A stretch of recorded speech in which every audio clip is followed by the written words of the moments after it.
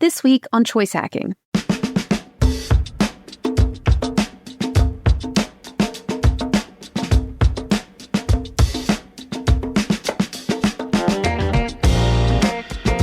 Today we're diving into the story of a true brand underdog, the Mini, a tiny car that's accomplished big things.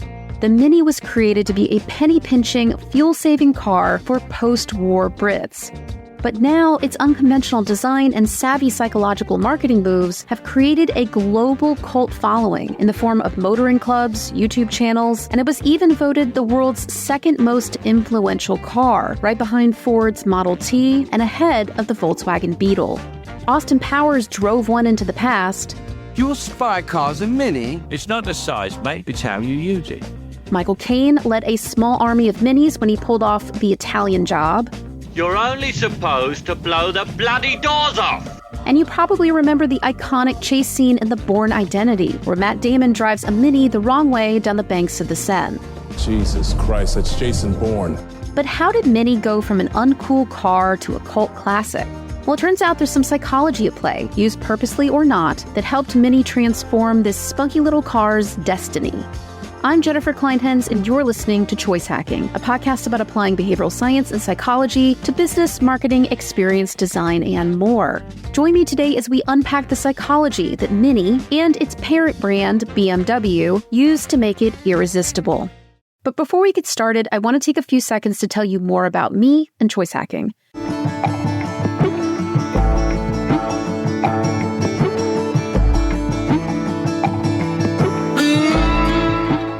Choice Hacking isn't just a podcast. We also offer online courses, team training, coaching, and consulting to brands of all sizes, including startups, scale-ups, and Fortune 500 brands. Led by me, Jen CLINEHENS, founder and managing director. We're based out of London and New York City and have clients across the US, Canada, Europe, Australia, and more. Some of the amazing clients our team have worked with include brands like Starbucks, McDonald's, T-Mobile, AT&T, O2, Lloyds Bank, and big ad agencies like Havas and DDB. If you're interested in learning more about how we can help you grow your business with behavioral science, AI, and marketing psychology, visit choicehacking.com to learn more. That's choicehacking.com. Now, on to the show.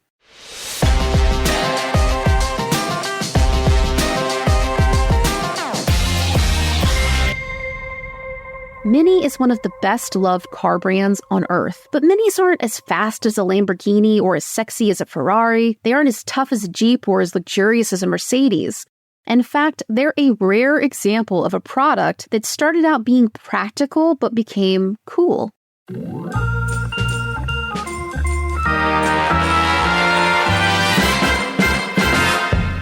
Right after the end of World War II, British automakers were actually designing bigger and bigger cars.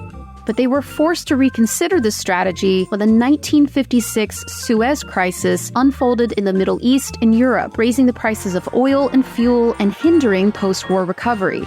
Seeing the writing on the wall, Sir Leonard Lord of the Morris Car Company built a small car that could carry 4 adults with a low price and even better fuel economy. The Mini was born. It eventually became a cultural icon in Britain and a symbol of the swinging 1960s in England at a time when London was the coolest place on earth to be. Now, it might surprise you to learn that initial sales of the Mini were worryingly low. That is, until some icons of British pop culture came to its rescue. People spotted driving Minis in the 1960s included the Beatles, comedian Peter Sellers, and even Princess Margaret. And when British racing legend John Cooper got his hands on it in 1961, his Mini Cooper became a powerful force on the rally car circuit. The thing that actors and musicians and racing royalty liked so much about the Mini was its unique design. Minis were cute, but they also came out with lots of limited production editions, with interesting interior and exterior combinations, special decals. You could even get a Union Jack flag painted on the roof and the rearview mirrors. Researchers actually studied Mini Cooper drivers and found that they underestimate the faults of the car because they love its design so much. It's called the aesthetic usability effect, and it describes the halo effect that good design can have on people's perceptions of how well a product actually works. If a product is beautifully designed, people believe it's more usable, more functional, and more reliable than it actually is. And looking different than 99% of cars also works in Mini's advantage because it helps people recognize and remember the car. Our brains are hardwired to create a memory when we notice something that's out of the ordinary. It's down to a psychological principle called the von Restorff effect. It's also called the isolation effect, which says that when there's a group of identical items, the one that's different stands out. It becomes easier to notice and remember. And as we like to say in marketing, memories make sales. In the 60s and 70s, Mini exported a limited number of cars to the US, but was pulled out of the market in 1978 due to tighter safety regulations regarding minimum size and weight for cars on US highways. The US was and always will be notoriously hard to crack for European brands, and Mini was no exception. Yes, they retreated, but they would be back, this time with a psychology-driven playbook that helped them conquer the US market.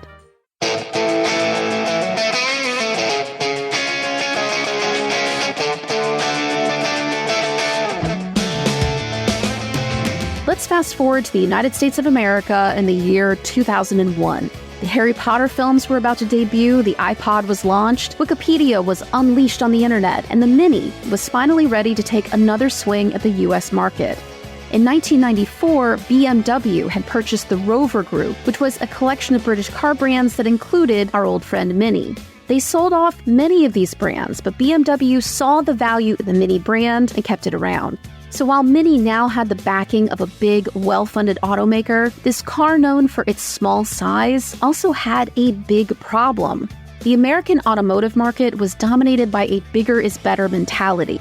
So Mini had to use some clever marketing psychology to break through in a market ruled by comparatively giant cars like the Ford F-Series and the Chevy Silverado trucks, the two most popular cars in the US.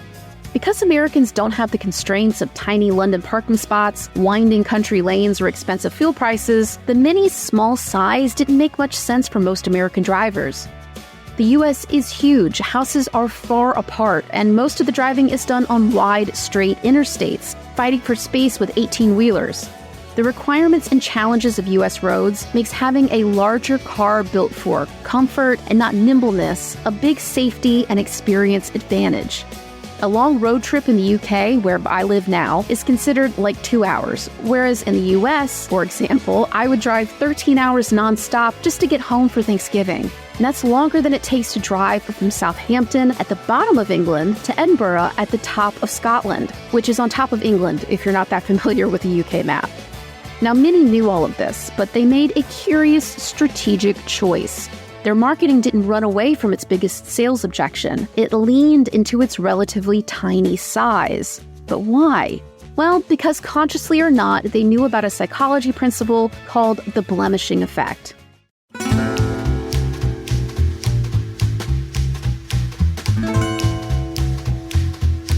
The blemishing effect is a psychological principle that says when we show a little negative information alongside positive information, we can make something seem more attractive. Mini took advantage of this effect by being upfront about its disadvantage in the American market, its Mini size. For example, the Mini was so small it would fit on the roof rack of many popular SUVs. So they did just that. They drove a Mini around Midtown Manhattan on top of a big Chevy SUV. They did a ton of visual gags in places like airports, where an 8-foot-tall trash can was stuck next to a Mini ad that read, "Makes everything else seem a little too big." Lots of brands use the blemishing effect to make themselves more lovable, whether they realize it or not.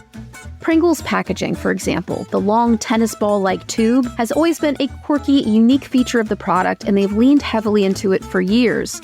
Their longtime tagline, until just a few years ago, was, "Once you pop, you can't stop," referencing the popping sound that the plastic top makes when you pull it off the can. And in their 2023 Super Bowl ad, they showed people getting their hands stuck at the bottom of its long tubular can, trying to grab the very last Pringle chip.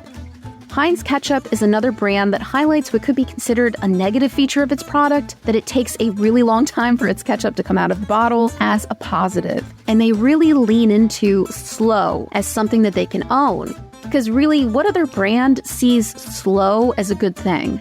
For example, in 2022, Heinz partnered with the Waze traffic app to track how fast Waze users were driving. When the app recognized a car was stuck in traffic, traveling at the exact speed of Heinz ketchup coming out of the bottle, that's 0.05 kilometers an hour if you didn't know, the car on the map would transform into a bottle of Heinz ketchup, and the drivers would get a voucher for free Heinz and a free Burger King Whopper sent to their email inbox.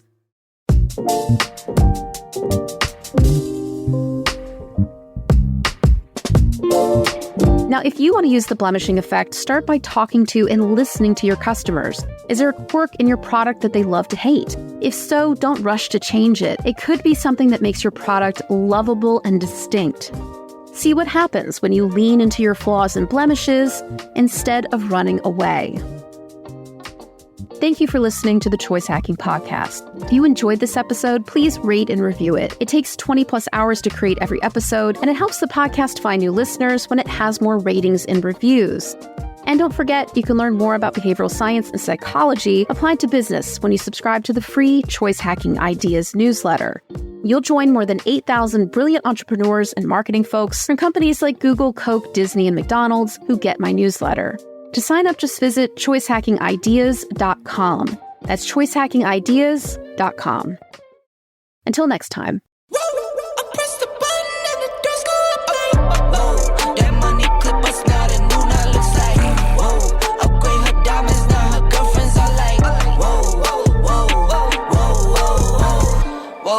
I hit record a drop, you can't ignore it. I'm transforming now these cars and planes, I'm always boarding. Just out touring down in Charlotte like I play for Hornets.